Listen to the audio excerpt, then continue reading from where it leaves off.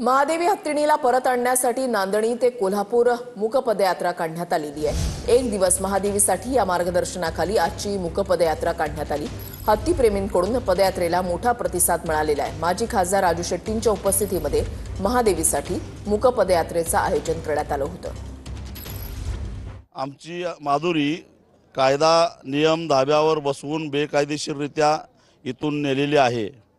तेव्हा माधुरी लिहू शकत नाही, बोलू शकत नाही, भावना व्यक्त करू शकत नाही, परंतु जाताना ती रडत गेली। तिनं अन्नपाणी त्याग केलेला होता।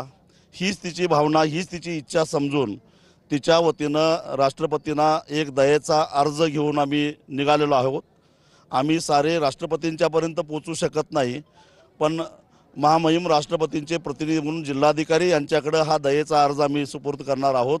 त्यांनी राष्ट्रपतींच्याकडे द्यावा आणि राष्ट्रपतींनी हा दयेचा अर्ज स्वीकारून सुप्रीम कोर्टाचा निर्णय रद्दबातल करावा आणि आमची माधुरी आम्हाला परत द्यावी।